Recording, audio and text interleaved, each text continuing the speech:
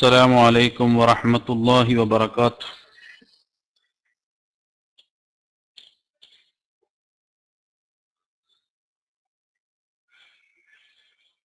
السلام عليكم ورحمة الله وبركاته.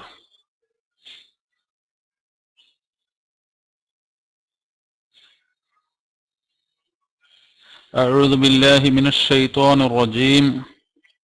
بسم الله الرحمن الرحيم. الحمد لله رب العالمين والعاقبة للمتقين والصلاة والسلام على سيدنا محمد صلى الله عليه وسلم وعلى سائر الأنبياء والمرسلين وآل كل والصحابة أجمعين. ബഹുമാനികളായ സത്യവിശ്വാസികളെ, സഹോദര സഹോദരിമാരെ, അല്ലാഹു സുബ്ഹാനഹു തആല നാം പഠിക്കുന്ന, നാം പറയുന്ന കാര്യങ്ങൾ സ്വാലിഹായ അമലായി ഖബൂൽ ചെയ്യുമാറാവട്ടെ. നമ്മിൽ നിന്ന് മരിച്ചുപോയവരുടെ ഖബർ ജീവിതം അല്ലാഹു സന്തോഷത്തിലാക്കുമാറാവട്ടെ. നമ്മെയും അവരെയും സ്വർഗലോകത്ത് ഒരുമിച്ച് കൂട്ടി സന്തോഷിപ്പിക്കുമാറാവട്ടെ. കഴിഞ്ഞ ക്ലാസ്സിൽ അർബഈൻ നബവിയുടെ 9-ാമത്തെ ഹദീസ് റിപ്പോർട്ട് ചെയ്ത സയ്യിദുന അബൂ ഹുറൈറ റളിയല്ലാഹു അൻഹുവിനെ കുറിച്ചാണ് നാം മനസ്സിലാക്കിയത്. ഇന്ന് ആ ഹദീസ് നാം ചർച്ച ചെയ്യാൻ ഉദ്ദേശിക്കുന്നു. അബൂ ഹുറൈറ റളിയല്ലാഹു അൻഹു പറയുന്നു, സമിഅതു റസൂലല്ലാഹി സ്വല്ലല്ലാഹു അലൈഹി വസല്ലമ യഖൂലു മാ നഹൈതുകും അൻഹു ഫജ്തനിബൂഹ് വമാ അമർതുകും ബിഹി ഫഅ്തു മിൻഹു മസ്തതഅ്തും فإنما أهلك الذين من قبلكم كثرة مسائلهم واختلافهم على أنبيائهم. رواه البخاري ومسلم. متفق عليه. يا حديثان.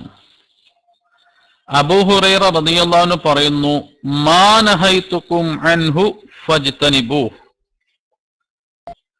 നബി സല്ലല്ലാഹു അലൈഹി വസല്ലമ തങ്ങൾ പറയുന്നു, മാ നഹൈതുകും അൻഹു ഫജ്തനിബൂഹ്. ഞാൻ നിങ്ങളെ വിരോധിച്ച എന്ത് കാര്യങ്ങളുണ്ടോ ആ കാര്യങ്ങളെല്ലാം നിങ്ങൾ വെടിയുക, അവകളിൽ നിന്നെല്ലാം നിങ്ങൾ മാറി നിൽക്കുക.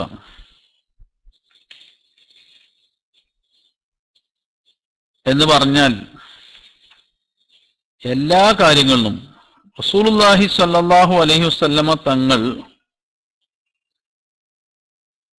ഒഴിവാക്കാൻ പറഞ്ഞ എല്ലാ കാര്യങ്ങളിലും മാറി നിൽക്കുക, വിട്ടു നിൽക്കുക. ചില കാര്യങ്ങൾ പാടില്ലാത്തതായിരിക്കും, ഹറാമായിരിക്കും. നബി സല്ലല്ലാഹു അലൈഹി വസല്ലം തങ്ങൾ പറഞ്ഞിട്ടുണ്ട്, ലാ തുഅദ്ദിബൂ ബിഅദാബില്ലാഹ്. അല്ലാഹുവിന്റെ ശിക്ഷ തീ കൊണ്ട് നിങ്ങൾ ശിക്ഷിക്കരുത്. അത് പാടില്ലാത്ത കാര്യമാണ്, ഹറാമായ ഒരു വിലക്കാണ്. ചില വിലക്കുകൾ കറാഹത്തായ വിലക്കുണ്ടാവും. ലാ തഅകുലുൽ ബസ്വല നയ്യിഅ.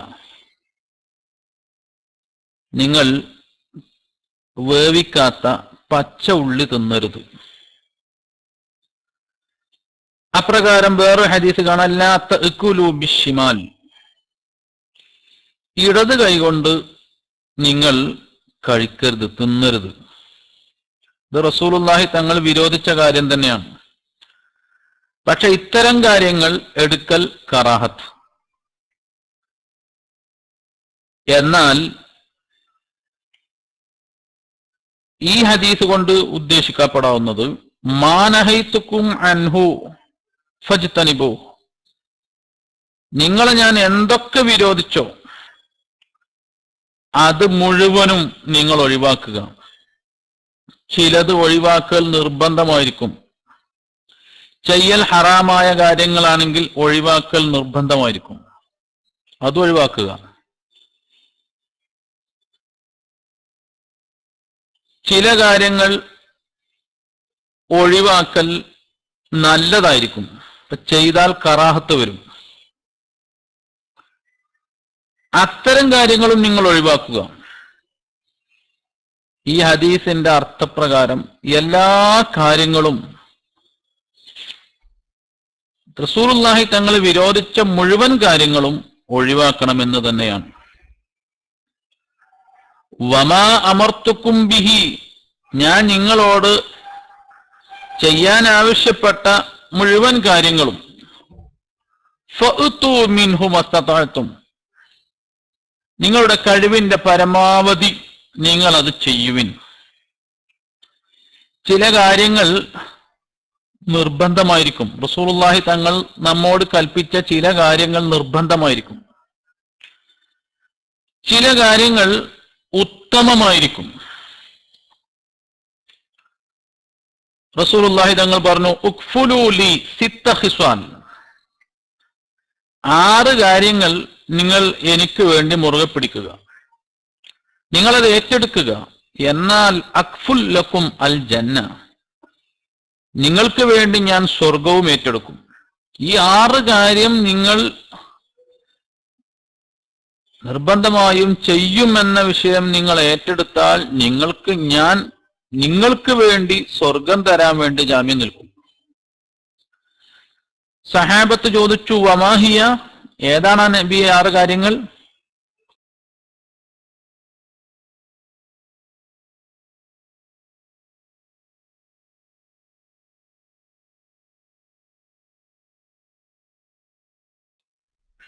അസ്സലാഹ് വസ്സകാഹ്, ഹദീസ്, നിസ്കാരം, സകാത്ത് അവകൾ നിലനിർത്തുക. 3 വൽ അമാനത്തു, വിശ്വസ്തത, അത് അവകാശപ്പെട്ടവർക്ക് വേണ്ടി അത് നിങ്ങൾ പൂർത്തിയാക്കി വിട്ടുക, അത് നിങ്ങൾ മുറുകെ പിടിക്കുക, വിശ്വാസ്യത. വൽ ഫർജു വൽ ബത്തൻ, ഗുഹ്യഭാഗം, വൽ ബത്തൻ വയറ്, വൽ ലിസാൻ നാവ്. ഗുഹ്യഭാഗവും വയറും നാവും എല്ലാം ഹറാമിൽ നിന്ന് മാറ്റി നിർത്തുക. 6 കാര്യങ്ങളാണ് ഹബീബ് റസൂലുള്ളാഹി സ്വല്ലല്ലാഹു അലൈഹി വസല്ലം തങ്ങൾ സ്വഹാബത്തിനോട് പറയുന്നത്. ഉഖ്ഫുലു ലി സിത്ത ഖിസ്വാൻ, ഈ 6 കാര്യങ്ങൾ ചെയ്യാമെന്ന് എനിക്ക് വേണ്ടി നിങ്ങൾ ഏറ്റെടുക്കുവിൻ, എന്നാൽ നിങ്ങൾക്ക് വേണ്ടി ഞാൻ സ്വർഗം ഏറ്റെടുക്കും. ഈ ഏറ്റെടുക്കൂ എന്നുള്ള കൽപ്പന നിർബന്ധമായ കൽപ്പനയാണ്. നിങ്ങൾ ചെയ്യണം, അത്യാവശ്യമാണ്. അതേസമയം ചില കൽപ്പനകൾ സുന്നത്തായിട്ടുണ്ടാവും. അക്സിറു ദിക്റൽ മൗത്ത്, മരണം ഓർക്കുന്നത് നിങ്ങൾ വർദ്ധിപ്പിക്കുക. ഫൈന്നഹു യുമഹിസ്സു ദുനൂബ്, ദോഷങ്ങളെ നീക്കിക്കളയും. ദുന്യവിയായ പരിത്യാഗമുണ്ടാക്കി തീർക്കും. മരണത്തെ ധാരാളമായി ഓർക്കുക, എന്നാൽ ദോഷങ്ങളൊക്കെ പോവുകയും ദുന്യാവിനോടുള്ള അമിതമായ മോഹം ഒഴിവാകുകയും ചെയ്യും. ഫൈൻ ദക്കർത്തുമൂഹു ഇൻദൽ ഗിന ഹദമഹു, സാമ്പത്തിക ശേഷിയും അഭിവൃദ്ധിയുമൊക്കെ ഉണ്ടാകുമ്പോ മരണത്തെ ഓർത്താൽ അത് ആ മരണസ്മരണ ഗിന പൊളിച്ചു കളയും. ആ വലിയ സുഖജീവിതവും അഭിവൃദ്ധിയും ഒക്കെ വേണ്ടെന്ന് തോന്നും. വൈൻ ദക്കർത്തുമൂഹു ഇൻദൽ ഫഖർ, എന്നാൽ ദാരിദ്ര്യമുള്ളപ്പോഴാണോ മരണം ഓർക്കുന്നത് എങ്കിൽ അർലാക്കും ബിഐഷിക്കും, നിങ്ങൾ ഉള്ള ആ ജീവിതം കൊണ്ട് നിങ്ങളെ തൃപ്തിപ്പെട്ട് ജീവിക്കാൻ ആ മരണസ്മരണ സഹായിക്കും. രണ്ടായാലും മരണത്തെ ധാരാളമായി ഓർക്കുവിൻ. അക്സിറു സിക്റൽ മൗത്ത്, മരണത്തെ ഓർക്കൽ നിങ്ങൾ വർദ്ധിപ്പിക്കുവിൻ എന്ന് നബിയുനാ റസൂലുള്ളാഹി സ്വല്ലല്ലാഹു അലൈഹി വസല്ലം തങ്ങൾ പറയുന്നു. അങ്ങനെ ഓർക്കൽ നിർബന്ധം ഇല്ല, പക്ഷേ അതേസമയം അത് സുന്നത്താണ്. അങ്ങനെ ഓർത്താൽ നല്ലത്. നേരത്തെ പറഞ്ഞ 6 കാര്യങ്ങൾ നിങ്ങൾ എനിക്ക് വേണ്ടി ഏറ്റെടുക്കുക, അത് നിർബന്ധമാണ്. നിസ്കാരം, സകാത്ത്, ഗുഹ്യഭാഗം സംരക്ഷിക്കുക, അമാനത്ത് വീട്ടുക, വയറ് ഹലാല് മാത്രം കഴിക്കുക, നാവ് കൊണ്ട് നല്ലത് മാത്രം സംസാരിക്കുക, ഇതെല്ലാം നിർബന്ധമായ കാര്യങ്ങളാണ്. മരണത്തെ ഓർക്കൽ സുന്നത്തായ കാര്യമാണ്. പക്ഷെ റസൂലുള്ളാഹി സ്വല്ലല്ലാഹു അലൈഹി വസല്ലമ കൽപ്പിച്ചു എന്ന നിലയിൽ സുന്നത്താവട്ടെ നിർബന്ധമാവട്ടെ നബിതങ്ങൾ നമ്മോട് കൽപ്പിച്ചല്ലോ എന്ന നിലയിൽ അത് കൊണ്ടുവരൽ അനിവാര്യമാണ്. അതാണ് നബി സല്ലല്ലാഹു അലൈഹി വസല്ലം തങ്ങൾ പറഞ്ഞു, വമാ അമർത്തുക്കും ബിഹി, ഞാൻ നിങ്ങളോട് കൽപ്പിച്ച ഏത് കാര്യങ്ങളുണ്ടോ, നിർബന്ധമായ കൽപ്പനയാവട്ടെ അല്ലെങ്കിൽ ഐച്ഛികമായ കൽപ്പനയാവട്ടെ, ഏത് കൽപ്പനയുണ്ടോ ഫഅ്തു മിൻഹു മസ്തതഅതും, അതിന്റെ കഴിവിന്റെ പരമാവധി നിങ്ങൾക്ക് സാധിക്കുന്നിടത്തോളം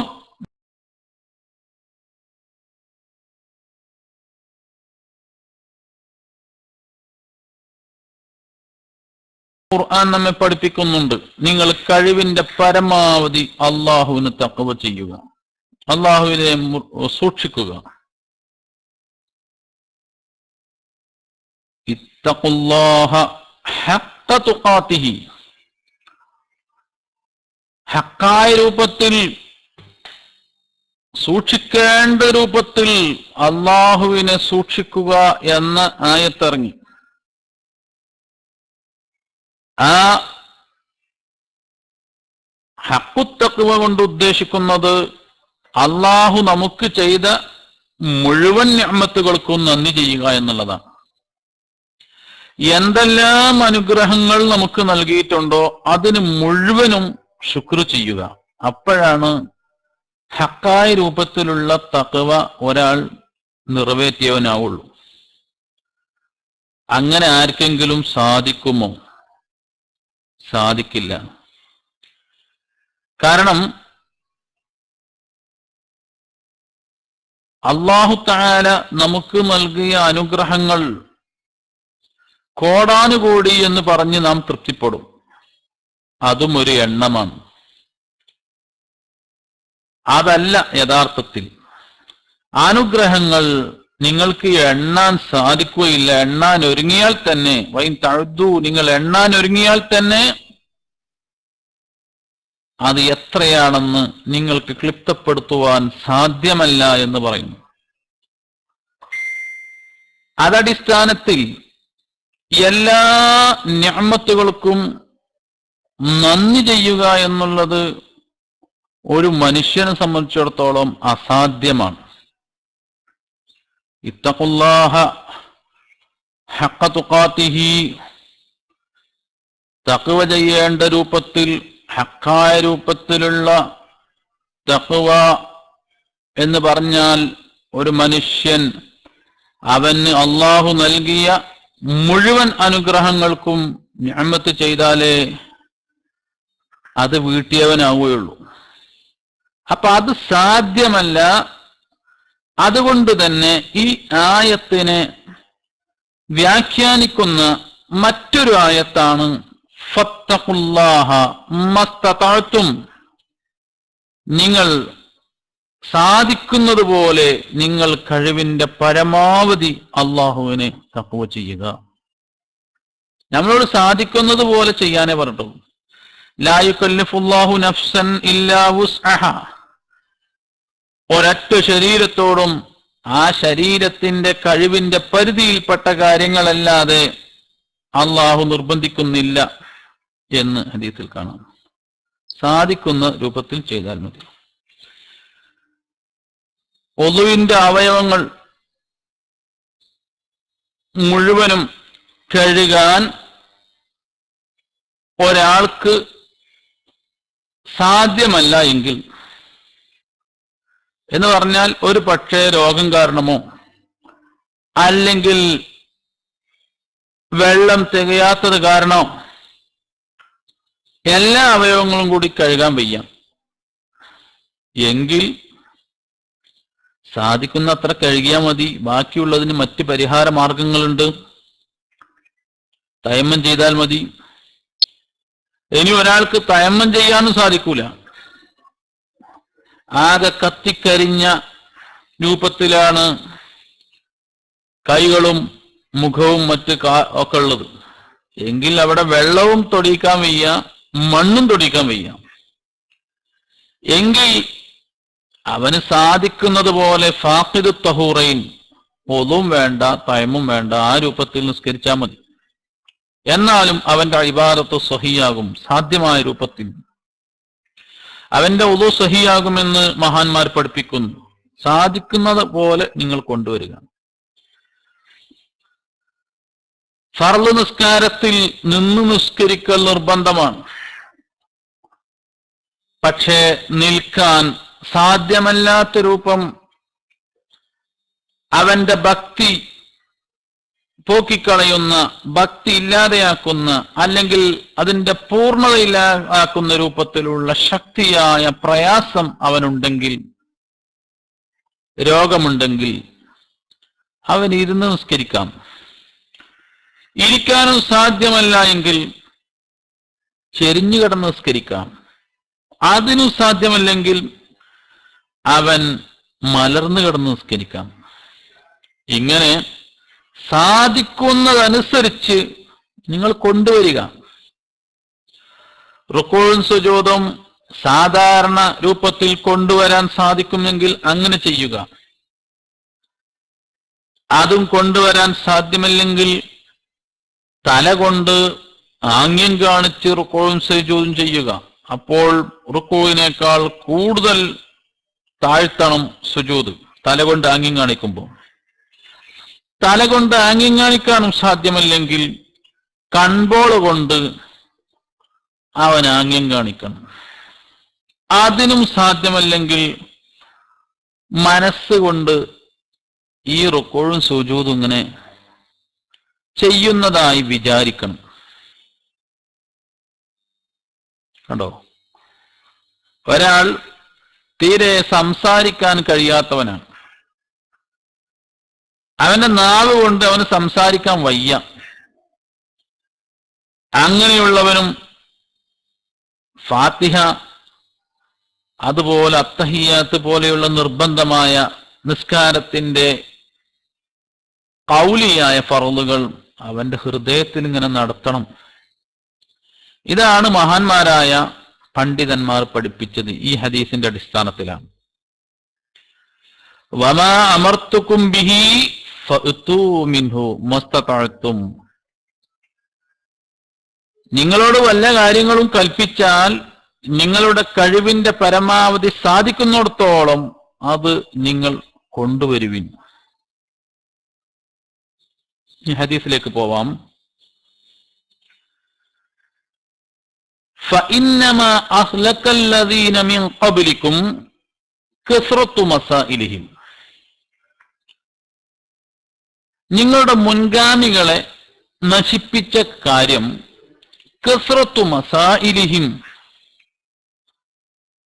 അവർ കൂടുതലായി ചോദിച്ചിരുന്നു.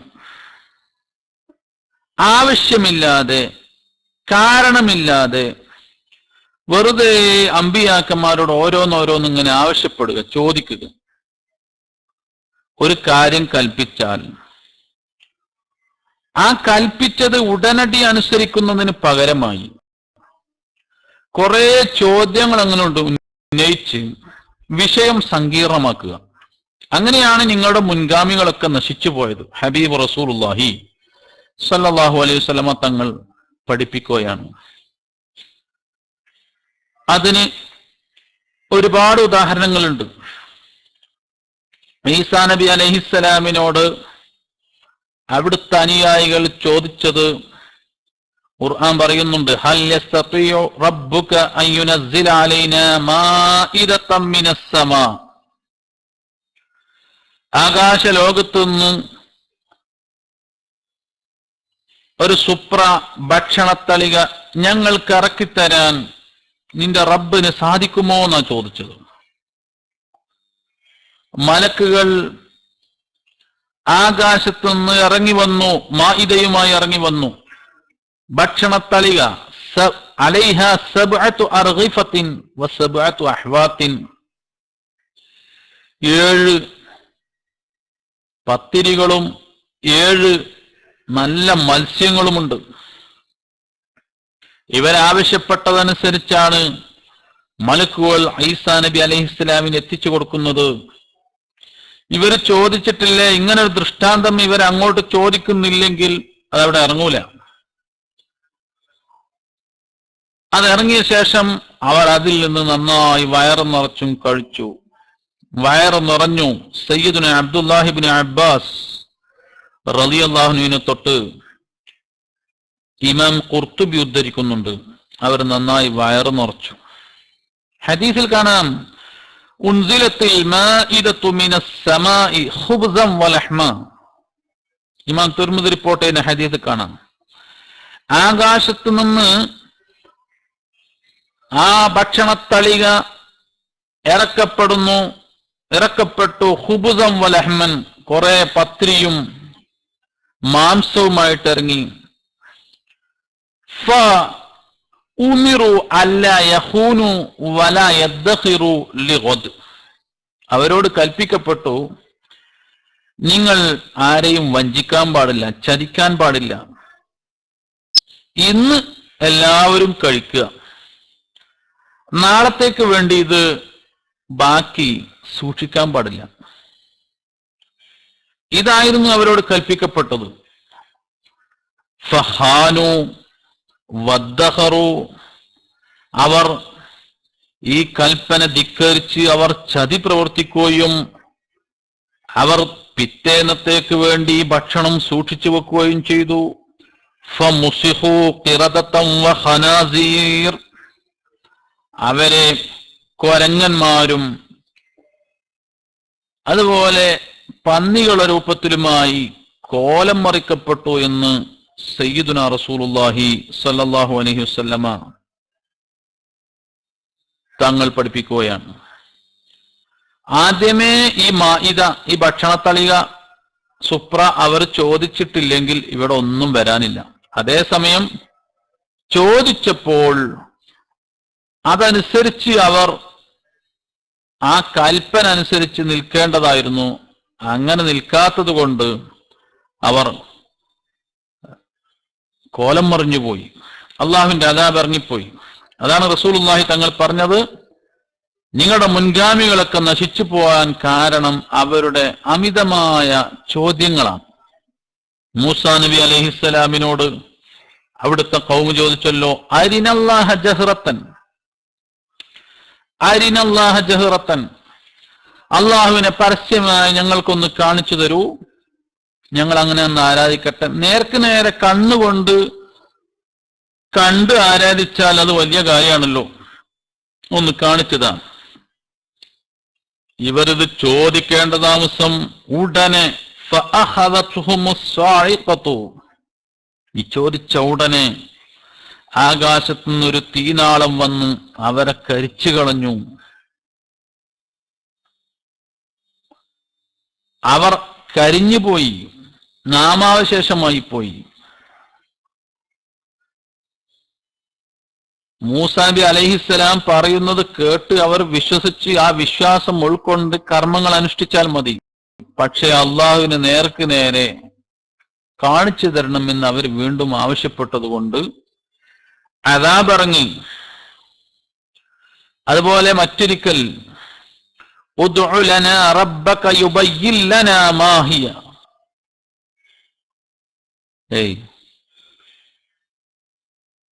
ഒരു പശുവിനെ അറുക്കാൻ കൽപ്പിച്ചു. പക്ഷേ അവർക്ക് ആ പശുവിന്റെ വിശേഷണങ്ങൾ അറിയണം. എന്തിനാണ് പശുവിനെ അറുക്കാൻ കൽപ്പിച്ചത്? ബനൂ ഇസ്രായേലിൽ ഒരു ദരിദ്രനായ വ്യക്തിയുണ്ടായിരുന്നു. ആ പാവപ്പെട്ട മനുഷ്യനെ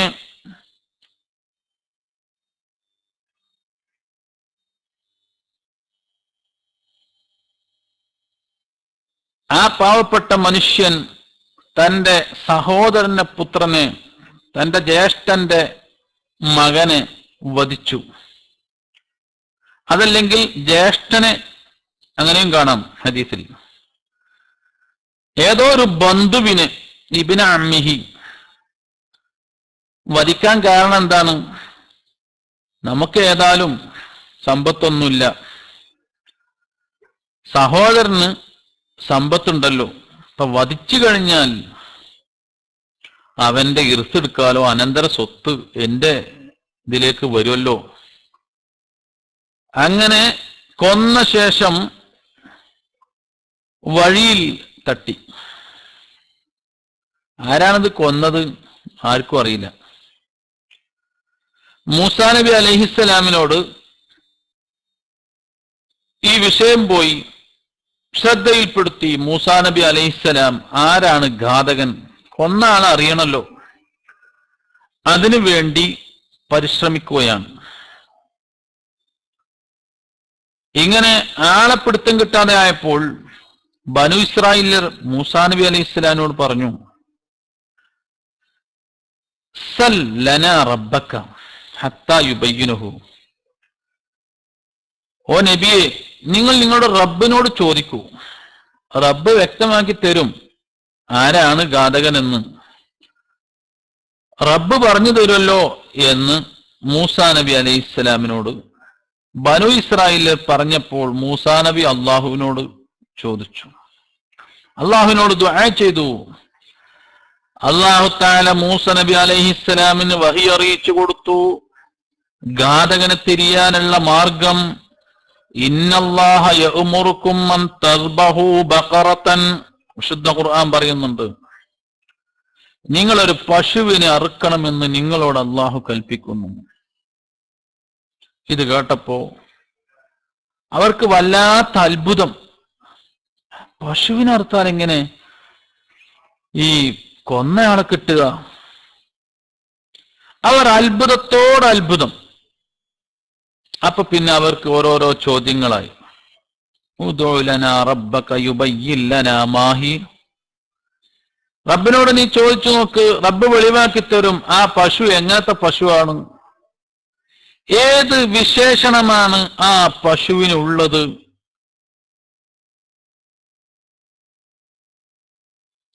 അങ്ങനെ ഓരോരോ വിശേഷണങ്ങൾ ഇങ്ങനെ ചോദിച്ചു. അതിന്റെ നിറം, അതിന്റെ തടിയും വണ്ണവും, ഇങ്ങനെ ആ പശുവിന് ഏതൊക്കെ വിശേഷണങ്ങൾ ഉണ്ടാകാൻ പറ്റും ആ വിശേഷണങ്ങൾ പിന്നെ ഓരോന്നോരോന്ന് മൂസാ നബിക്ക് ഇങ്ങനെ വഹി അറിയിച്ചു കൊടുത്തു. ചോദ്യത്തിനനുസരിച്ചാണ് മറുപടി വരുന്നത്.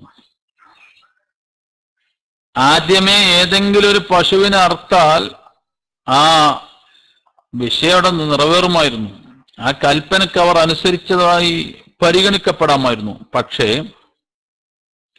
അവർ അതിന് പകരമായി ഓരോരോ വിശേഷണങ്ങൾ വീണ്ടും വീണ്ടും ഇങ്ങനെ ചോദിക്കുകയാണ്.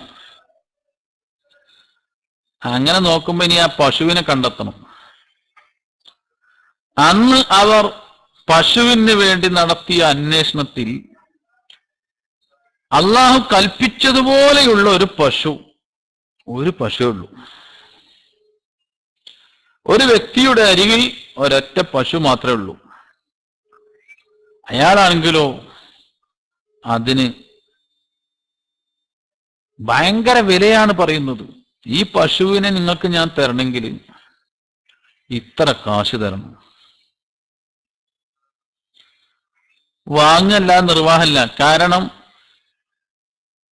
ഇവർ ഉദ്ദേശിക്കുന്നതും ഇവർ അന്വേഷിക്കുന്നതും ഇത്രയും വീര്യമുള്ള ഒരു പശു ആകുമ്പോൾ ആ പശു എൻ്റെ അടുത്ത് മാത്രമേ ഉള്ളൂ എന്ന് പശുവിന്റെ ഉടമക്കും തോന്നുമ്പോൾ അതിന് അസാധ്യ വില നൽകേണ്ടി വരും. മൂസാ നബി അലൈഹിസ്സലാം ഈ കൽപ്പിച്ചതനുസരിച്ച് ബനു ഇസ്രായേല്യർ ഈ പശുവിനെ വാങ്ങി അങ്ങനെ അവരോട് മൂസാ നബി പറഞ്ഞു, ആ പശുവിന്റെ ഒരു അവയവം എടുത്ത് അതിനറുത്ത് ഭക്ഷണമാക്കുമ്പോൾ അതിന്റെ ഒരു അവയവം എടുത്ത് ആ വധിക്കപ്പെട്ട വ്യക്തിയെ അതുകൊണ്ട് അടിച്ചു കഴിഞ്ഞാൽ നമുക്ക് ആളെ തിരിയും. അവർ അതുപോലെ ചെയ്യുകയാണ്. പശുവിന് അറുത്ത ശേഷം അതിന്റെ ഒരു അവയവം എടുത്ത് ആ വധിക്കപ്പെട്ട വ്യക്തിയെ അടിച്ചപ്പോൾ ഫസ്വാറൽ മഖ്തൂലു ഹയ്യൻ. ഇമാം ബൈഹഖി റിപ്പോർട്ട് ചെയ്ത ഹദീസിൽ കാണാം, ഫസ്വാറൽ മഖ്തൂലു ഹയ്യൻ. ആ വധിക്കപ്പെട്ട വ്യക്തി അതാ ജീവനോട് എഴുന്നേറ്റ് നിന്നു. ആരാണ് എന്നെ വധിച്ചത്? അതാ വിളിച്ചു പറയുകയാണ്, എന്റെ കുടുംബത്തിൽപ്പെട്ട ഒരു ദരിദ്രനായ വ്യക്തി, ഇതാ എന്റെ സഹോദരൻ. ആളെ നിർണയമാക്കി കാണിച്ചു കൊടുത്തു. ആളെ മനസ്സിലാവാൻ ഉള്ളൊരു മാർഗമാണ് ഇവിടെ കാണിച്ചു കൊടുത്തത്. യഥാർത്ഥത്തിൽ ആ മനുഷ്യനാണ് ആദ്യമായി ഈ ശിക്കായത്ത് മൂസാ നബി അലൈഹി ഇസ്ലാമിന് മുമ്പ് പോയി പറഞ്ഞത്. ആരാണ് കൊന്നത് എന്ന് അറിയാതിരിക്കാൻ വേണ്ടി, തന്നെ സംശയിക്കാതിരിക്കാനും വേണ്ടി അദ്ദേഹം തന്നെ ആയിരുന്നു ഇത് പോയിട്ട് ആദ്യമേ പറഞ്ഞത്. ഇങ്ങനെ എന്റെ ജ്യേഷ്ഠനെ ആരോ കൊന്നിട്ട് അവിടെ കൊണ്ടുപോയിട്ടിട്ടുണ്ട്, ആളെ പിടുത്തം കിട്ടിയിട്ടില്ല. പക്ഷേ ആ കൊല്ലപ്പെട്ട വ്യക്തി എഴുന്നേറ്റ് നിന്ന് ആദ്യം ചൂണ്ടിക്കാണിക്കുന്നത് ഈ സഹോദരനെയാണ്. അങ്ങനെ പ്രതികാര നടപടി എന്നോണം ബനു ഇസ്രായേല്യർ ആ ഘാതകനെ കൊന്ന ആളെയും കൊന്നു എന്ന് സയ്യിദുനാ റസൂലുള്ളാഹി സ്വല്ലല്ലാഹു അലൈഹി വസല്ലം തങ്ങൾ പഠിപ്പിക്കുകയാണ്. കണ്ടോ, ആദ്യമേ ഏതെങ്കിലും ഒരു പശുവിനെ അറുത്തെങ്കിൽ ഇവിടെ അവരുടെ ആ ബാധ്യത തീരുമായിരുന്നു. പക്ഷേ അതിന്റെ ഓരോരോ വിശേഷണങ്ങൾ ചോദിച്ചപ്പോ അതൊരു കിട്ടാക്കനിയായി മാറി. ഇനി അതിനും ചില രഹസ്യങ്ങളുണ്ട്. ഏതാണ് ഈ പശു? ഇമാം ബഗ്വി റഹിമഹുല്ല തന്റെ തഫ്സീറിൽ ഉദ്ധരിക്കുന്നുണ്ട്, എന്താണ് ഈ പശുവിന് ഇത്രത്തോളം വില കിട്ടാൻ കാരണം? ഈ പശു മാതാപിതാക്കൾക്ക് ഗുണം ചെയ്യുന്ന ഒരു കുഞ്ഞു മോൻ്റെതാണ്. ആ മകന്റെ പിതാവ് മരിച്ചു പോകുമ്പോ അനന്തര സ്വത്തായിട്ട് കിട്ടിയതായ പശുവാണ്. ആ കുട്ടി നല്ലൊരു ആബിദാണ്. രാത്രിയെ 3 ഭാഗിച്ച് 1/3 ഭാഗം നിസ്കരിക്കും, അടുത്ത 1/3 ഭാഗം ഉറങ്ങും, പിന്നെയുള്ള 1/3 ഭാഗം തൻ്റെ വൃദ്ധയായ ഉമ്മക്ക് വേണ്ടി ഖിദ്മത്ത് ചെയ്ത് ഉമ്മയുടെ തലഭാഗത്തിരുന്ന് വേണ്ട ശുശ്രൂഷകൾ ആ ഉമ്മക്ക് ചെയ്തു കൊടുക്കലാണ്. മാത്രമല്ല അത് സുബ്ഹി വരെ അങ്ങനെ. സുബ്ഹി ആയിക്കഴിഞ്ഞാൽ, രാവിലെ ആയിക്കഴിഞ്ഞാൽ ആ മകൻ പോയി കാട്ടിൽ പോയി വിറക് വെട്ടി ആ വിറക് അങ്ങാടിയിൽ കൊണ്ടുവന്ന് വിറ്റ് കിട്ടിയ കാശ്, വിറ്റ് കിട്ടുന്ന കാശിന്റെ 1/3 ഭാഗം ഭക്ഷണം വാങ്ങും. തന്റെ ഉമ്മാക്കും തനിക്കുള്ള ഭക്ഷണം വാങ്ങും. 1/3 ഭാഗം സ്വതക്ക ചെയ്യും. ബാക്കിയുള്ള 1/3 ഭാഗം ഉമ്മാക്ക് കൊടുക്കും. എല്ലാ നിലക്കും സേവന സന്നദ്ധനായ അധ്വാനശീലനായ നല്ലൊരു ആബിദായ കുട്ടി, രാത്രി നിസ്കാരവും അതേസമയം ഉറക്കും ഉമ്മാക്കുള്ള ശുശ്രൂഷകളും, പകൽ സമയത്ത് കിട്ടുന്ന വരുമാനം കൊണ്ട് ഭക്ഷണം വാങ്ങുന്നു, സദഖ ചെയ്യുന്നു, ഉമ്മാക്ക് ദാനം നൽകുന്നു, ഉമ്മയെ നന്നായി പരിഗണിക്കുന്നുണ്ട്. ഒരു ദിവസം ഉമ്മയുമായി ആലോചിച്ചപ്പോ, നമുക്ക് ആ പശുവിനെ വിറ്റാലോ, ഉപ്പ മരിച്ചില്ലേ, ഇനി ആ പശുവിന് വിറ്റാലോ? ഉമ്മയുമായി മകൻ ആലോചിക്കുകയാണ്. ഉമ്മ പറഞ്ഞു, എന്നാ മോൻ വിറ്റോ, ഒരു 3 ദീനാർ കിട്ടിയാൽ മോന് ആ പശുവിന് വിൽക്കാം എന്ന് പറഞ്ഞു. അങ്ങനെ പശുവുമായിട്ട് അങ്ങാടിയിലേക്ക് പോയി. 3 ദീനാർ കിട്ടിയാൽ വിൽക്കണം എന്നായിരുന്നു ഉമ്മാന്റെ നിർദ്ദേശം. എന്നാൽ അള്ളാഹു അവിടെ ഈ മകനെ പരീക്ഷിക്കുകയാണ്. ഒരു മനുഷ്യന്റെ രൂപത്തിൽ അള്ളാഹു ഈ കുട്ടിയിലേക്ക് ഒരു മലക്കിനെ പറഞ്ഞേക്കുകയാണ്. കുട്ടി അറിയില്ല ഇത് മലക്കാണെന്ന്. ചോദിച്ചു, ബിക്കം തബിയു ഹാദിഹിൽ ബഖറ, കുട്ടിയോട് ചോദിച്ചു, ഈ പശുവിനെ എത്രക്ക് പകരമാണ് നീ വിൽക്കുക? കുട്ടി പറഞ്ഞു, ബി സലാസത്തി ദനാനിർ ബി ഷർത്തി റിളാ ഉമ്മി, എന്റെ ഉമ്മാന്റെ പൊരുത്തം, ആ പൊരുത്തത്തോടു കൂടെ 3 ദീനാറിനാണ് വിൽക്കുന്നത്. അപ്പൊ മലക്ക് അടുത്ത ചോദ്യം, കുട്ടിയെ പരീക്ഷിക്കുകയാണ്. അള്ളാഹു പരീക്ഷിക്കാൻ വേണ്ടി മലക്കിന് വിട്ടതാണ്.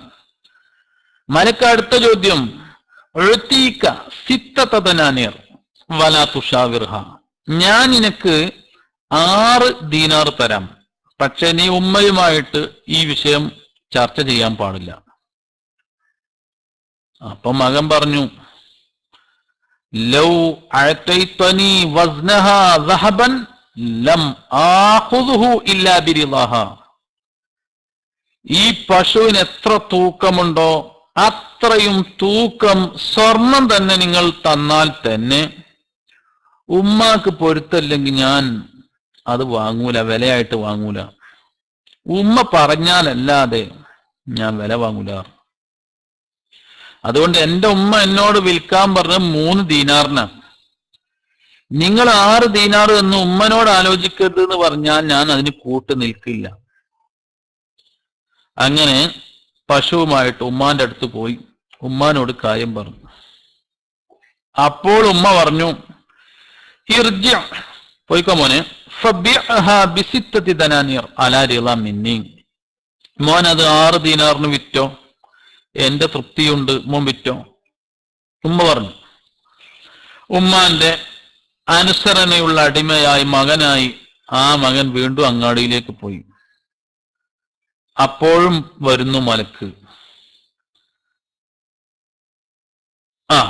മലക്കനെ കണ്ടപ്പോ തന്നെ, മലക്കാന്നറിയില്ല, മനുഷ്യനെ കണ്ടപ്പോ തന്നെ, ആദ്യം കച്ചവടം നടത്തിയ ആ വ്യക്തിയെ കണ്ടപ്പോൾ തന്നെ മകൻ പറഞ്ഞു, ഇന്നഹ അമറത്നി അല്ല അങ്കുസഹാൻ സിത്തത്തി ദനാനീർ, എന്റെ ഉമ്മ എന്നോട് പറഞ്ഞത് 6 ദീനാറിൽ ചുരുങ്ങരുത്, വിൽക്കാം, 6 ദീനാറിൽ ചുരുങ്ങാതെ വിൽക്കാം എന്ന് എന്റെ ഉമ്മ പറഞ്ഞിട്ടുണ്ട്. അപ്പൊ മലക്ക് പറയട്ടെ, എന്നാ ഞാൻ 12 ദീനാർ തരാം, പക്ഷെ ഉമ്മാനോട് ആലോചിക്കരുത്. കുടുങ്ങിയല്ലോ. അപ്പവും ആ മകൻ പറഞ്ഞു, ഇല്ലല്ല, ഉമ്മാനോട് പറയാതെ കച്ചവടം ഉറപ്പിക്കുന്ന പരിപാടിയില്ല. ഇത് ആദ്യമേ പറഞ്ഞതാണല്ലോ, ഈ പശുവിന്റെ തൂക്കം അത്രയും സ്വർണം തന്നെ തന്നാൽ പോലും ഉമ്മാന്റെ തൃപ്തി ഇല്ലാതെ എനിക്ക് വേണ്ടാന്ന് ആദ്യമേ മകൻ പറഞ്ഞതാണ്. അതുകൊണ്ട് 12 തരാന്ന് പറഞ്ഞാലും ഉമ്മാനോട് ചോദിക്കണം. അങ്ങനെ ഉമ്മാന്റെ അടുത്ത് വീണ്ടും പോയി. ഉമ്മ മകനോട് പറഞ്ഞു, മോനെ, നിന്നോട് ആ കച്ചവടത്തിന് വരുന്നത് കസ്റ്റമർ, അത് മനുഷ്യനൊന്നുമല്ല. ഇന്നല്ലദീ യഅ്തീക മലക്കുൻ ഫീ സൂറത്തി ആദമിയിൻ ലിയഖ്തബിറക, നിന്നെ പരീക്ഷിക്കാൻ വേണ്ടി, നിന്നെ പരിശോധിക്കാൻ വേണ്ടി ഒരു മനുഷ്യരൂപത്തിൽ വരുന്ന മലക്കാണ് നിന്റെ അരികിൽ കച്ചവടക്കാരന്റെ രൂപത്തിൽ വരുന്നത്. ഇനി നീ അങ്ങാടിയിൽ പോയി നിന്റെ മുമ്പിൽ ആ വ്യക്തി വന്നാൽ നീ ചോദിക്കുക, നീ പറയുക, അത്അ്മുറുന അൻ നബിയ ഹാദിഹിൽ ബഖറത അം ലാ, അല്ല ഈ പശുവിനെ ഞാൻ വിൽക്കണമെന്നാണോ വിൽക്കണ്ട എന്നാണോ, എന്താ നിങ്ങൾ നമ്മളോട് കൽപ്പിക്കുന്നത്? വിൽക്കണം എന്ന് കൽപ്പിക്കുക അല്ലെങ്കിൽ വിൽക്കണ്ട എന്ന് കൽപ്പിക്കുക, രണ്ടാലൊന്നും പറയാം. കാരണം ഞാൻ നിങ്ങളുടെ ആദ്യത്തെ വരവിൽ തന്നെ പറഞ്ഞതാണ്, ഈ പശുവിന്റെ തൂക്കം സ്വർണം തന്നാലും ഉമ്മാന്റെ തൃപ്തി ഇല്ലാത്തതാകൂലെന്ന്. അങ്ങനെ രണ്ടാമത് നിങ്ങൾ പറയുമ്പോഴും ഉമ്മ പറഞ്ഞ 6 ദിനാറല്ല നിങ്ങൾ പറയുന്നത്, 12 തരാമെന്നാ പറയുന്നത്. അപ്പോ കച്ചവടം നടക്കണോ നടക്കണ്ടേ, ഞാൻ വിൽക്കണോ വിൽക്കണ്ടേ, എന്താ നിങ്ങൾ എന്നോട് കൽപ്പിക്കുന്നത്? ഇത് ചോദിച്ചോണ്ടി മോനെ അങ്ങാടി പോയി ഇങ്ങനെ അതാ വരുന്നു. പശുവിനെ കച്ചവടം ചെയ്യാൻ മുമ്പ് 2 പ്രാവശ്യവും വന്ന ആ വ്യക്തി അതാ വരുന്നു. അങ്ങനെ മോൻ ചോദിച്ചു, വിൽക്കണമെന്നോ വിൽക്കണ്ടെന്നോ, എന്താ പറയുന്നത്? അപ്പൊ മലക്ക് പറഞ്ഞു, ഇദ്ഹബ് ഇലാ ഉമ്മിക വഖുൽ ലഹാ അംസികി ഹാദിഹിൽ ബഖറ, നീ ഉമ്മാന്റെ അടുത്ത് പോ മോനെ, ഉമ്മനോട് നീ പറയ്, അംസികി ഹാദിഹിൽ ബഖറ, ഈ പശുവിനെ ഇപ്പൊ വിൽക്കണ്ട. ഫഇന്നക തബീഉഹാ ബിമിൽഇ ജിൽദിഹാ ദഹബൻ, ഈ പശുവിന്റെ അറുത്തതിന്റെ ശേഷം അതിന്റെ തോല് നിവർത്തി ആ തോല് നിറച്ചും സ്വർണം വെച്ചാൽ എത്രയുണ്ടോ അത്രയും വലിയ സമ്പത്തിന് നിനക്ക് ആ പശുവിനെ വിൽക്കാം, ഇപ്പൊ പശുവിനെ വിൽക്കണ്ട എന്ന് നിങ്ങൾ പറയുക. ഉമ്മാനോട് പറയാം. ഉമ്മനോട് പറഞ്ഞു, ഇങ്ങനെ പറഞ്ഞു. ഇനി ഇതിന് ഭയങ്കര അസാധ്യമായ വില, 3 ദീനാറല്ല, 6 ദീനാറല്ല, 12 ദീനാറല്ല, ആ പശുവിന്റെ തോല് പൊളിച്ച ശേഷം അത് നിവർത്തി വെച്ച് അതിൽ മുഴുവനും സ്വർണം വെച്ചാൽ എത്രയുണ്ടോ അത്രയും സ്വർണത്തിന് പകരം വിൽക്കാനുള്ള ഒരു സന്ദർഭം, ഒരു സാഹചര്യം വരാൻ പോവുകയാണ്. ആ അവസരമാണ് ഇവിടെ കിട്ടിയത്. ബനു ഇസ്രായേലിൽ വരിക്കപ്പെട്ട ആ ഘാതകനെ കണ്ടെത്താൻ വേണ്ടി അല്ലാഹു സുബ്ഹാനഹു വ തആല പറഞ്ഞ രൂപത്തിലുള്ള ആ പശു, ആ പശുവിന്റെ വില, ഒരു പറഞ്ഞ വില കൊടുക്കേണ്ടി വന്നു. ഇവിടെ നമുക്ക് വേറൊരു പാഠമുണ്ട്. മാതാപിതാക്കൾ ഒരു കാര്യം പറഞ്ഞാൽ നമുക്ക് അതിനേക്കാൾ വലിയൊരു നന്മ ബാഹ്യമായി തോന്നുകയാണെങ്കിലും ഉമ്മയുടെയും ഉപ്പയുടെയും വാക്കിനാണ് സ്ഥാനം നൽകേണ്ടത്. താൽക്കാലികമായ ലാഭം അല്ലെങ്കിൽ എന്തെങ്കിലും നേട്ടം നാം മനസ്സിലാക്കിയാൽ തന്നെ ഉമ്മ പറഞ്ഞതല്ലേ, ഉപ്പ പറഞ്ഞതല്ലേ, അതെന്തായാലും അതിന്റെ പിന്നിൽ ഖൈറുണ്ടാകും. ഞാൻ അതിലേക്കാളും വലിയൊരു ഖൈറൊന്നും ഞാൻ കണ്ടെത്തേണ്ടതില്ല എന്നൊരു ചിന്ത ഒരു മകനുണ്ടായാൽ അല്ലെങ്കിൽ ഒരു മകൾക്കുണ്ടായാൽ അതിന്റെ പിന്നിൽ വലിയ ഖൈറും നേട്ടവും അള്ളാഹു അവർക്ക് നൽകും എന്നുള്ളൊരു വലിയ പാഠം ഈ പശുവുമായി ബന്ധപ്പെട്ട സംഭവത്തിലുണ്ട്. ഏതായാലും അസാധ്യ വില പശുവിന് കിട്ടി എന്നത് കേസ് വേറെ.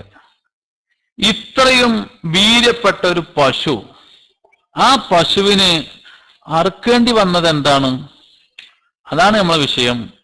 ബനൂ ഇസ്രായേല്യർ വീണ്ടും വീണ്ടും അള്ളാഹുവിനോട് ഇങ്ങനെ ചോദിച്ചു, തരി. ഇങ്ങനെ എങ്ങനെയുള്ള പശുവാണ്, എങ്ങനെയുള്ള പശുവാണ്, പിന്നെങ്ങനെയുള്ള പശുവാണ്, വീണ്ടും വീണ്ടും ഇങ്ങനെ ചോദിച്ചത് കൊണ്ടാണ് അവർ ഇത്രയും വലിയ വില നൽകി ആ പശുവിനെ വാങ്ങേണ്ടി വന്നത്. സയ്യിദുനാ റസൂലുള്ളാഹി സ്വല്ലല്ലാഹു അലൈഹി വസല്ലമ തങ്ങൾ മൊത്തത്തിൽ നമ്മെ പഠിപ്പിക്കുകയാണ്, നിങ്ങളോട് ഞാനൊരു കാര്യം കൽപ്പിച്ചാൽ അത് നിങ്ങൾക്ക് സാധിക്കുന്നത് രൂപത്തിൽ നിങ്ങൾ ചെയ്യുക. നിങ്ങളുടെ മുൻഗാമികളൊക്കെ നശിച്ചു പോയത് കസ്റത്തു മസായിലിഹിം,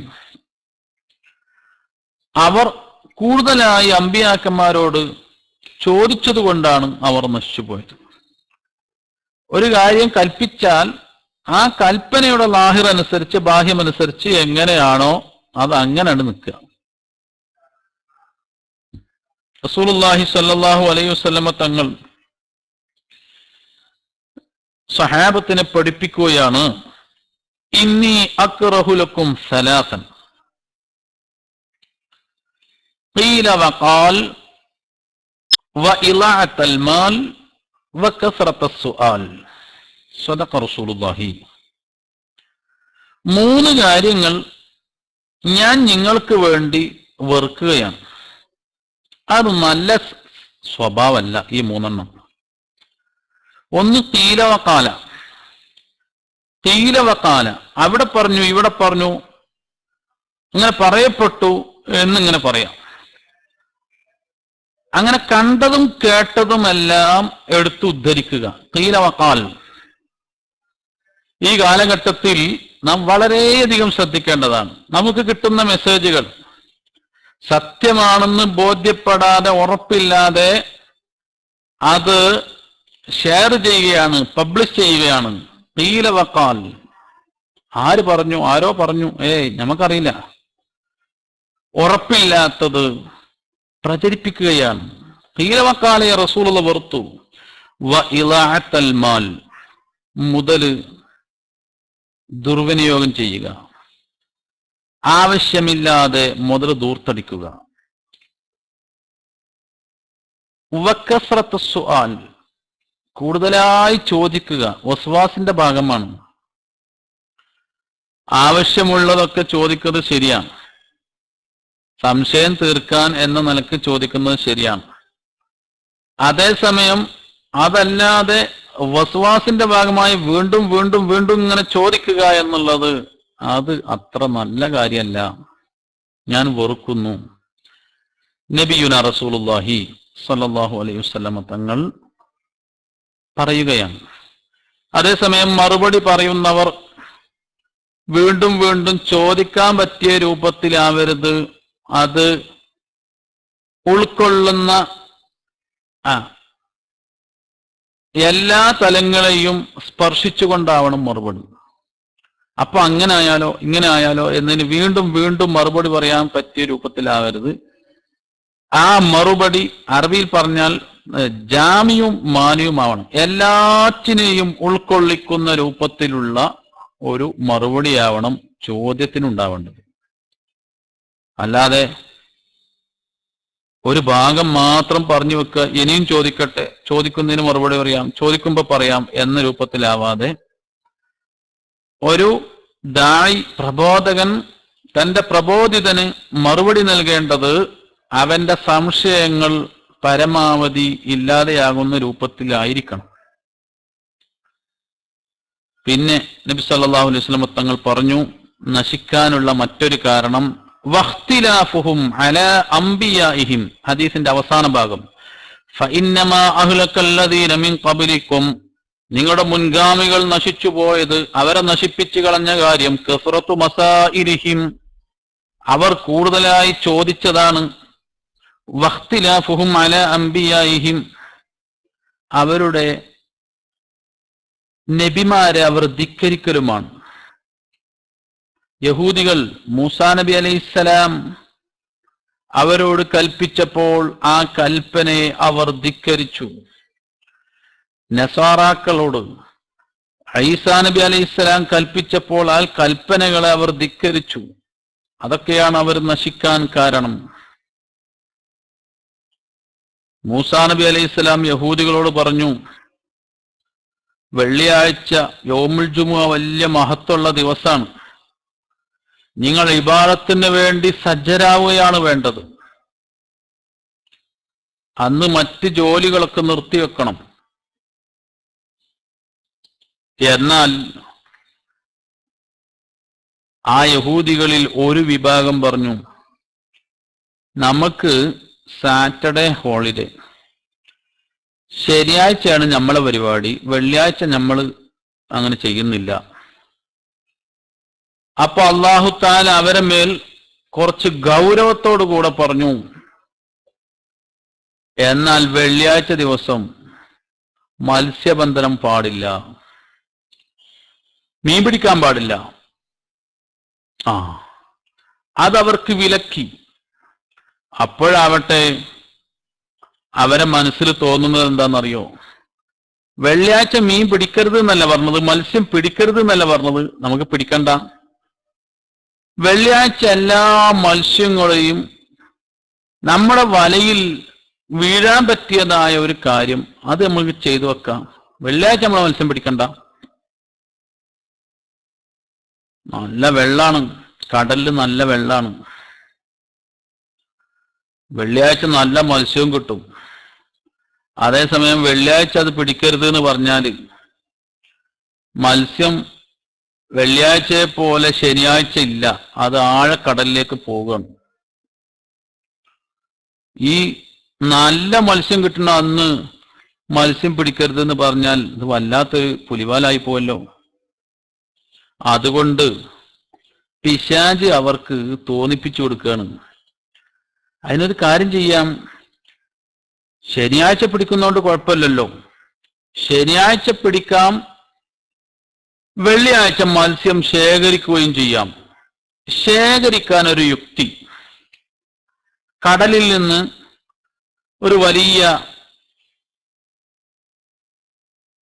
കിടങ്ങ് കീറി ഒരു വലിയ കുഴി കുഴിച്ചു വെക്കുക. അപ്പൊ കടലിലെ തിരമാലകൾ വെള്ളിയാഴ്ചയിൽ വന്നിട്ട് ആ തിരമാലകളിൽ മത്സ്യമുണ്ടാകും. ആ മത്സ്യത്തോടു കൂടെ ഈ കുഴിയിൽ വന്ന് ശേഖരിച്ചു നിൽക്കും. വെള്ളിയാഴ്ച രാവിലെ ആകുമ്പോ അവർ ഉണ്ടാക്കിയതായ താൽക്കാലിക നദികളിലേക്കുള്ള കവാടങ്ങളൊക്കെ തുറന്നു കൊടുക്കും. തുറന്നു കൊടുത്തിട്ട് അന്ന് മത്സ്യം തൊടണ്ട, പക്ഷെ ആ ഭാഗത്തേക്കുള്ള ചാലുകളൊക്കെ കീറി ശരിയാക്കി കൊടുത്ത് അതിലേക്കുള്ള തിരമാലകൾ മത്സ്യത്തോടു കൂടെ ഇങ്ങനെ കടന്നു വരും. പിന്നെ അവർ കുഴിച്ച കുഴികൾ, നദികൾ, അത് നല്ല ആഴമുള്ള കുഴികളാണ്. അതിലേക്കൊരു മത്സ്യം വന്നു പെട്ടാൽ പിന്നെ പുറത്തു പോവില്ല. എന്നിട്ട് അവരെന്ത് ചെയ്യും? വെള്ളി ശനിയൊന്നും ചെയ്യണ്ട, ഞായറായി കഴിഞ്ഞാൽ അവരിറങ്ങി അവർ ഈ മത്സ്യങ്ങളെല്ലാം പിടിക്കുകയും അത് ചുട്ട് തിന്ന് ഇങ്ങനെ അവർ നന്നായി ആസ്വദിക്കുകയും ചെയ്യും. അവിടെ അയൽവാസികൾക്കൊക്കെ ഇതിന്റെ വാസന കിട്ടാൻ തുടങ്ങി. എവിടുന്നപ്പം മീന്റെ വാസന? മത്സ്യം ഇന്നലെ പിടിക്കരുത് എന്നല്ലേ പറഞ്ഞത്? ഇത് പിന്നെ എവിടുന്നാ നിങ്ങൾക്ക് മത്സ്യം? അയൽവാസികൾക്ക് ഈ മത്സ്യം ചുടുന്നതിന്റെ വാസന കിട്ടിയപ്പോ അവർ ചോദിച്ചു, നിങ്ങൾക്ക് എവിടുന്ന മീൻ കിട്ടിയത്? അതോ, നമ്മളേതാ മക്കള്, നമ്മളോട് വെള്ളിയാഴ്ച പിടിക്കരുത് എന്നാ പറഞ്ഞു. അതുകൊണ്ട് പിടിക്കാനുള്ള യുക്തി നമ്മൾ ഇങ്ങനെ കണ്ടെത്തി. അപ്പോഴേ അവരോട് പറഞ്ഞു, ഇന്നല്ലാഹ മുഅദ്ദിബുക്കും, അള്ളാഹു നിങ്ങളെ ശിക്ഷിക്കൂട്ടോ. നിങ്ങൾ ഇങ്ങനെ അള്ളാഹുവിന്റെ കൽപ്പനയെ യുക്തിയിലൂടെ നിങ്ങൾ ധിക്കരിച്ചു കഴിഞ്ഞാൽ അള്ളാഹു അതികഠിനമായ ശിക്ഷ നിങ്ങൾക്ക് തരും എന്ന് അവരുടെ അയൽവാസികൾ പറഞ്ഞു. ശിക്ഷ പെട്ടെന്നൊന്നും കിട്ടുന്നില്ല. ഒരാഴ്ച കഴിഞ്ഞു, ശിക്ഷയില്ല. അടുത്ത വെള്ളിയാഴ്ചയും തോന്നി അവർക്ക്. എന്ന് മാത്രമല്ല, കഴിഞ്ഞ വെള്ളിയാഴ്ച ഇല്ലാത്ത കുറെ ടീം ഈ ആഴ്ചയും കൂടിയിട്ടുണ്ട്. കാരണം ഇതുകൊണ്ടൊന്നും വലിയ പ്രശ്നമില്ല എന്നുള്ളൊരു തോന്നൽ പൊതുവെ അവരിൽ പ്രകടമായി. അങ്ങനെ ടോട്ടൽ ബനു ഇസ്രായേലിൽ 1/3 ഭാഗവും ആളുകൾ ഈ വലയിൽ അകപ്പെട്ടു. അങ്ങനെ അവർ മത്സ്യബന്ധനം നടത്തി. ശനിയാഴ്ചയും അങ്ങനെ ആക്കാൻ തുടങ്ങി. പിന്നെ അവർ പറയാൻ തുടങ്ങി ശനിയാഴ്ച നമുക്ക് ഹലാലാണ്, അത് ചെയ്യാം. അങ്ങനെ ശനിയാഴ്ചയിൽ ഒരു വിട്ടുവീഴ്ച ചെയ്തു തുടങ്ങി. അങ്ങനെ ക്രമേണ അവരിൽ അള്ളാഹുവിന്റെ കൽപ്പനകളെ ധിക്കരിക്കുവാനുള്ള മനസ്ഥിതി വന്നു. അത് കാരണം അള്ളാഹു അവരുടെ മേലിൽ കോപമിറക്കി. ഫമസഹഹും ഖിറതതൻ വഖനാസീർ, മൂന്നിലൊരു ഭാഗം ആളുകളെയും ബനു ഇസ്രായേലിനെ അവർ അല്ലാഹു തആല കുരങ്ങുകളും ഖിൻസീറുകളും പന്നികളുമാക്കി കോലം മുറിച്ചു.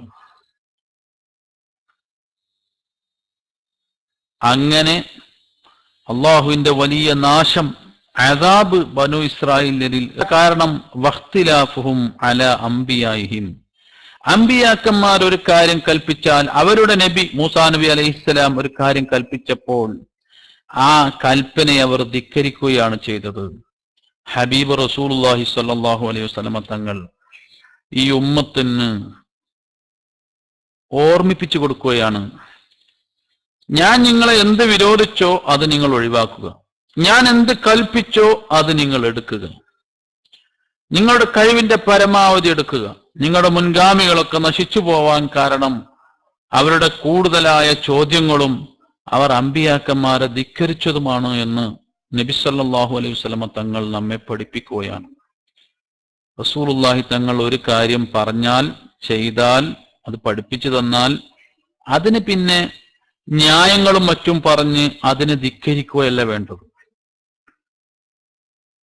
യഥാർത്ഥത്തിൽ റസൂലുള്ളാഹി തങ്ങൾ, ഒരു ഉദാഹരണം പറയാൻ, റസൂലുള്ളാഹി തങ്ങൾ വെള്ളിയാഴ്ച ജുമുഅ നിസ്കരിക്കുമ്പോൾ അറബി ഭാഷയിൽ ഖുത്ബ ഓതിയിട്ടാണ് നമുക്ക് ആ ഇബാദത്ത് ചെയ്ത് കാണിച്ചു തന്നു. റസൂലുള്ളാഹി പറഞ്ഞു ചെയ്തു, സ്വല്ലു കമാ റഅയ്തുമൂനി ഉസല്ലി, ഞാൻ നിസ്കരിക്കുന്നത് എങ്ങനെയാണോ നിങ്ങൾ എന്നെ കണ്ടത് അതുപോലെ നിങ്ങൾ നിസ്കരിക്കുവിൻ. വെള്ളിയാഴ്ച ജുമുഅ നിസ്കരിക്കുന്നത് എങ്ങനെയാ നമ്മൾ കണ്ടത്? അറബി ഭാഷയിൽ 2 ഖുത്ബ നിർവഹിച്ചതിന്റെ ശേഷം സാധാരണ മറ്റു ദിവസങ്ങളിൽ 4 റക്അത്ത് ളുഹർ നിസ്കരിക്കുന്നതിന് പകരമായി വെള്ളിയാഴ്ച 2 റക്അത്ത് ജുമുഅ നിസ്കരിച്ചതായിട്ടാണ് റസൂലുള്ളാഹി തങ്ങളിൽ നിന്ന് നാം കണ്ടത്. അവിടെ പിന്നെ നമ്മൾ ന്യായങ്ങൾ നിരത്തുകയാണ്. ഖുത്ബ എന്ന് പറഞ്ഞാൽ പ്രസംഗമല്ലേ? പ്രസംഗം അത് മനസ്സിലാവണ്ടേ? മനസ്സിലാവണമെങ്കിൽ മാതൃഭാഷയിലാവണ്ടേ? ഇങ്ങനെ ന്യായങ്ങൾ ഉദ്ധരിച്ചുകൊണ്ട് ബനു ഇസ്രായേലിയർ പിഴച്ചതുപോലെ പിഴക്കുകയാണ്. അല്ലാഹു സുബ്ഹാനഹു വ തആല സത്യം ഉൾക്കൊള്ളാനും അതനുസരിച്ച് ജീവിക്കുവാനും മാർഗത്തെ പരമാവധി പിൻപറ്റുവാനും സർവശക്തൻ നമുക്ക് തൗഫീഖ് നൽകുമാറാവട്ടെ. നമ്മിൽ നിന്ന് മരിച്ചുപോയവരുടെ ഖബർ ജീവിതം അല്ലാഹു സ്വർഗം കൊണ്ട് അനുഗ്രഹിക്കുമാറാവട്ടെ. നമ്മെയും അവരെയും സ്വർഗലോകത്ത് ഒരുമിച്ച് കൂട്ടി സന്തോഷിപ്പിക്കുമാറാവട്ടെ. നമ്മുടെ മക്കളെ അല്ലാഹു അവന് ഇഷ്ടപ്പെട്ട സ്വാലിഹീങ്ങളിൽ, ദീനിന്റെ ഖാദിമുകളിൽ, ഇരുലോകത്തും മാതാപിതാക്കൾക്ക് ഉപകരിക്കുന്ന മക്കളാക്കി തീർക്കുമാറാവട്ടെ. ഈ സംരംഭത്തിന് വേണ്ടി ആരൊക്കെ അധ്വാനിക്കുന്നുണ്ടോ അവർക്കെല്ലാം സർവശക്തൻ അർഹമായ പ്രതിഫലം, മതിയായ പ്രതിഫലം ഇരുവീട്ടിലും നൽകി അനുഗ്രഹിക്കുമാറാവട്ടെ. നമ്മിൽ നിന്ന് മരിച്ചുപോയ നമ്മുടെ പ്രിയപ്പെട്ട മാതാപിതാക്കൾ, നമ്മുടെ വന്യരായ ഗുരുവര്യന്മാർ, സംഘടനാ മിത്രങ്ങൾ, നമ്മളെ സ്നേഹിക്കുന്നവർ, നമുക്ക് വേണ്ടി സഹായ സഹകരണങ്ങൾ ചെയ്യുന്നവർ, ഈ സംരംഭങ്ങളുമായി ബന്ധപ്പെട്ടവർ ആരൊക്കെയുണ്ടോ അവരുടെയൊക്കെ ഖബർ അല്ലാഹു വിശാലമാക്കുമാറാവട്ടെ. നാം ഈ പഠിച്ചത് നമ്മുടെ ജീവിതത്തിൽ ഉൾക്കൊണ്ട് ജീവിക്കാൻ സർവശക്തനായ റബ്ബുൽ ഇസ്സത്ത് നമുക്കൊക്കെ തൗഫീഖ് നൽകുമാറാവട്ടെ. വആഖിറു ദഅവാന അനിൽ ഹംദുലില്ലാഹി റബ്ബിൽ ആലമീൻ. അസ്സലാമു അലൈക്കും വറഹ്മത്തുള്ളാഹി വബറകാതുഹു.